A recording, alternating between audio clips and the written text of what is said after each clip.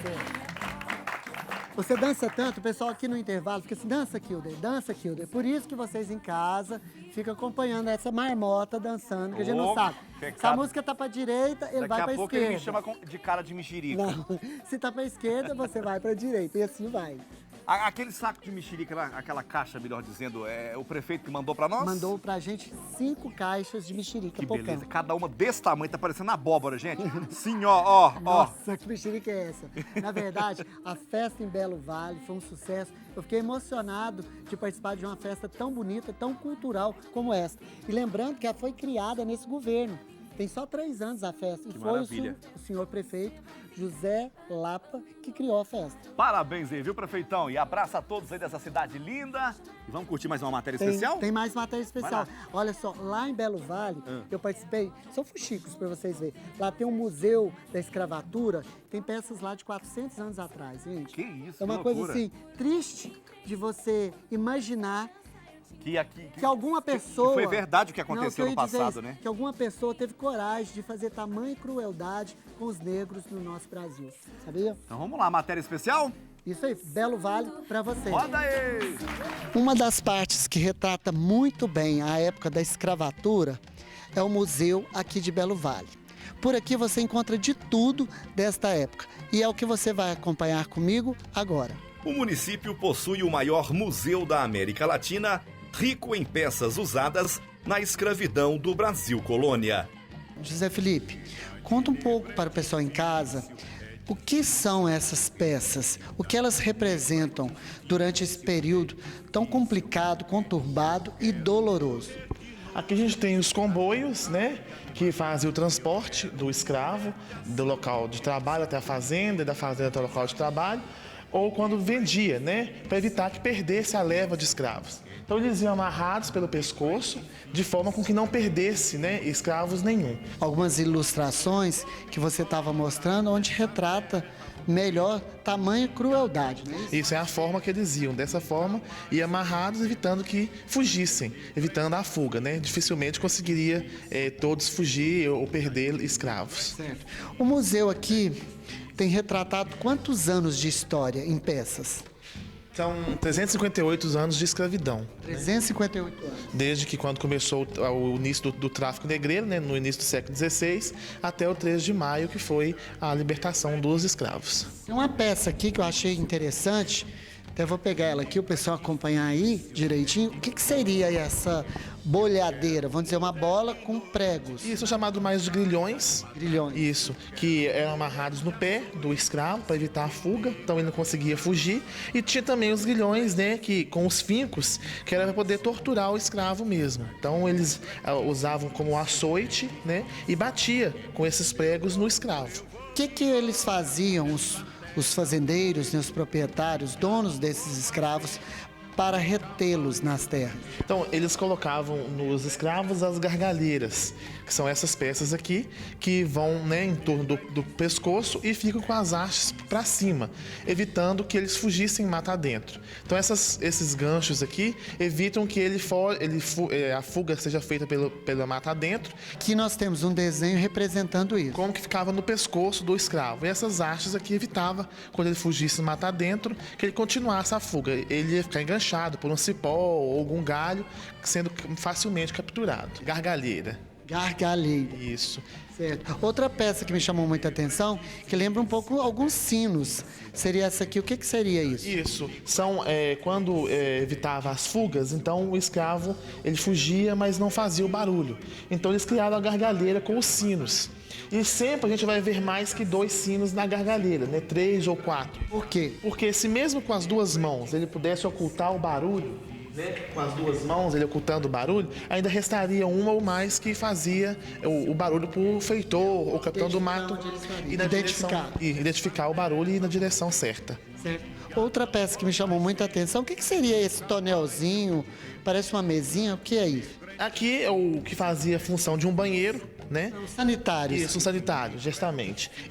Ficava um escravo responsável para trabalhar com isso aqui, que chamavam ele de tigre, e ele trabalhava com essa peça aqui. Então o barão vinha, sentava, o barão e os filhos, era uso exclusivo deles, eles sentavam, faziam as necessidades, e depois o escravo pegava o barril e levava para o local de descarte.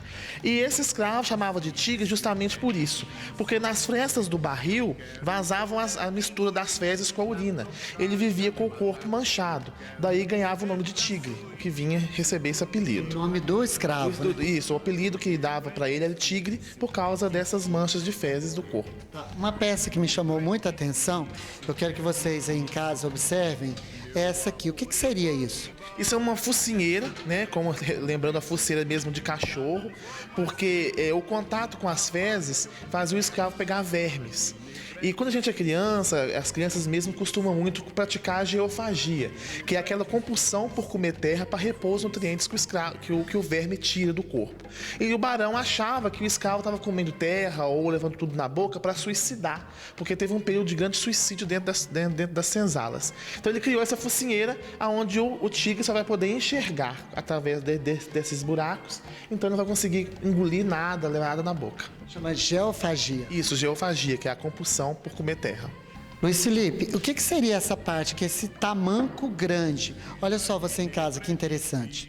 Esse tamanco, chamado de tamanco holandês, ou mais conhecido como tamanco do castigo leve, era o castigo mais leve entre todos, por isso o nome. Então colocava-se de molho... Mais leve? O castigo mais leve entre os outros, né? Então colocava-se de molho dentro da água, a madeira vai ficar encharcada e com um peso maior, e o couro do animal vai ficar umedecido. E coloca o escravo correr em volta da fazenda o dia inteiro calçado com ele. O que vai fazer com que as pernas do escravo enchem por causa do peso e o sol vai ressecando o couro, vai cortando a pele do pé do escravo. Então, chegando ao fim do dia, o pé inchado e cortado por causa do couro do animal. Extrema covardia, pode-se dizer, né?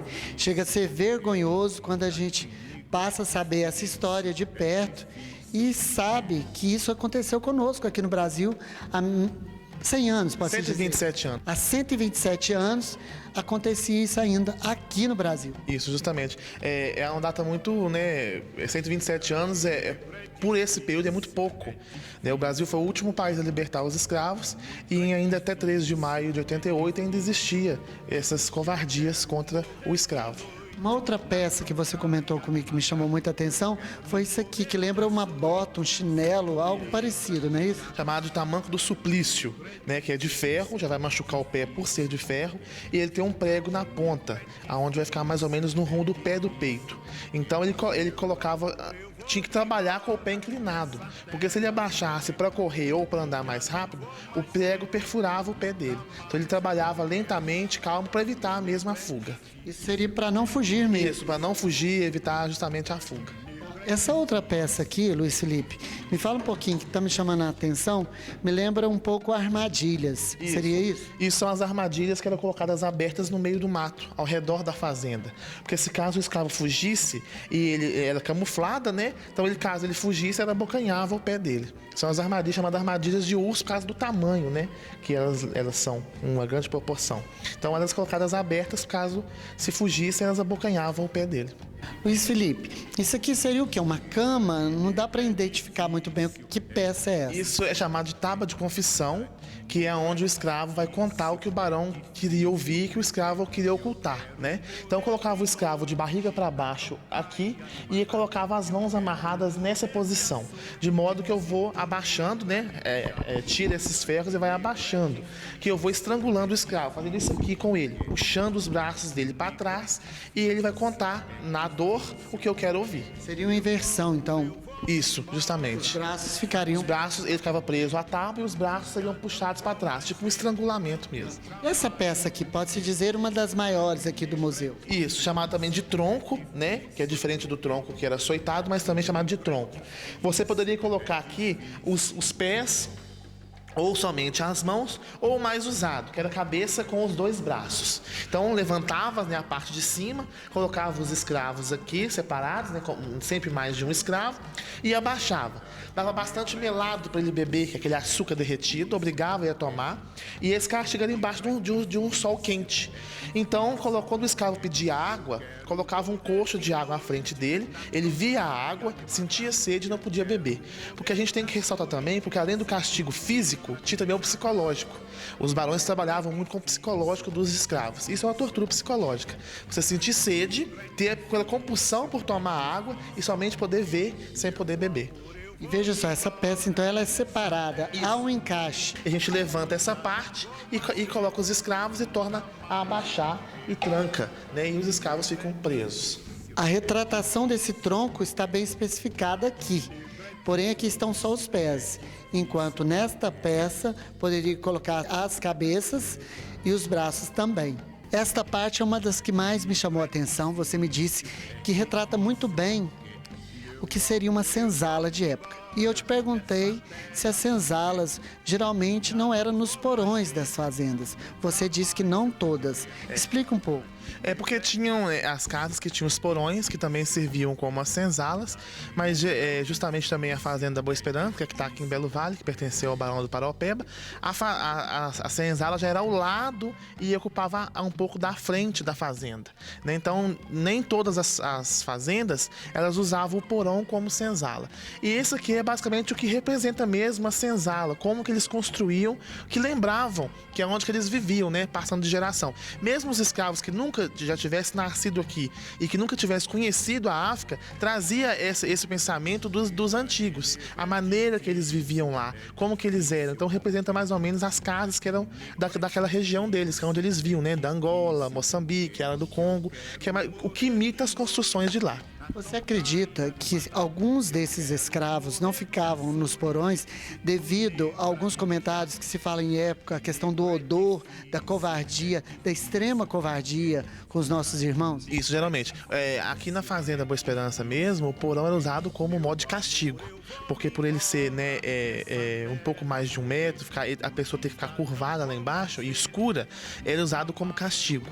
E também tem essa parte do odor, né? Porque como as casas eram de assoalho, então você sentia, né? Como não tomavam banho, defecavam, né? Tudo lá embaixo, urinavam. Então aquele mau cheiro subia para a parte da fazenda. Então eles tinha esse certo preconceito contra os negros, sim, de que eles davam um odor. E falavam até mesmo que era porque eles eram negros que eles sentiam que eles davam esse odor, mas não era. Toda pessoa que não toma banho, que não tem uma higiene, ela realmente vai dar um mau cheiro. Luiz, esta parte do museu retrata o quê?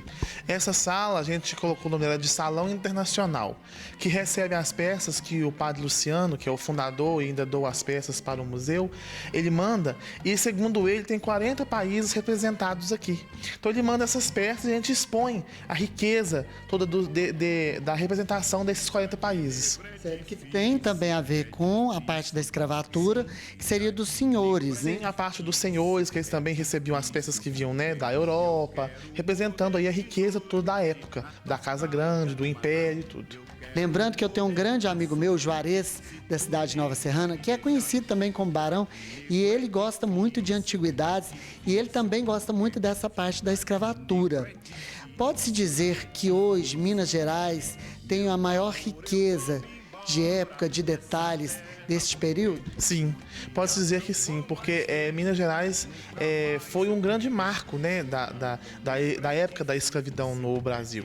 Então, Minas Gerais hoje é onde está concentrada as maiores riquezas patrimoniais, como as fazendas, né, do café, dos grandes barões. Luiz, todo jornalista gosta de uma boa notícia, e olha só, uma notícia como esta, pela imprensa fluminense, segunda-feira, 21 de maio de 1888, ou seja, uma semana após a libertação dos escravos. Justamente. Esse jornal, que é a imprensa fluminense, né, correu de 21 de maio de 1888, 8 dias após o 13 de maio, que foi dada, né, a notícia que a princesa Isabel tinha assinado a Lei Áurea, que é a lei que libertava os escravos. Algumas empresas até deram promoções em maquinário, que foi o caso da Singer, não é isso? Isso, a sim, gerou uma empresa de máquina de costura e ela fez um marketing com o 13 de maio.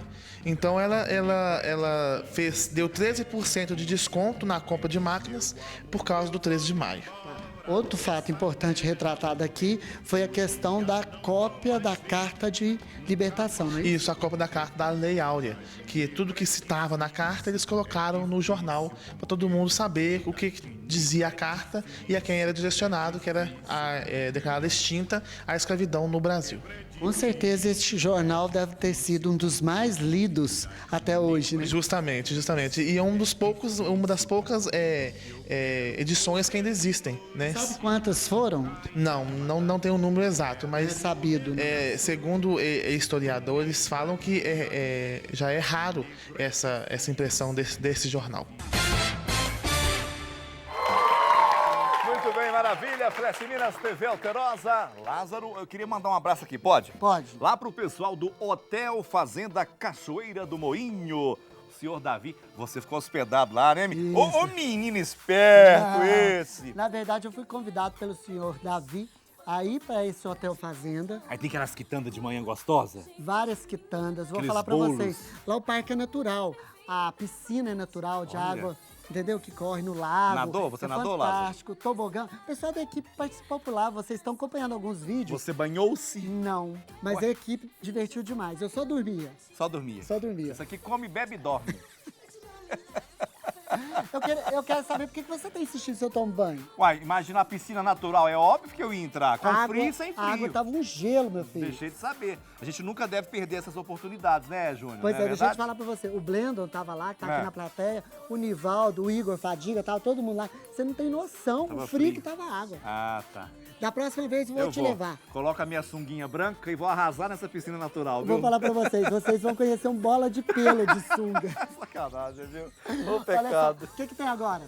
Agora tem intervalo rapidinho. Intervalo? Tem intervalo. Rapidinho intervalo, porque já estamos de volta com muito mais pra você nessa caixinha de surpresa Flash Minas. Sai daí não.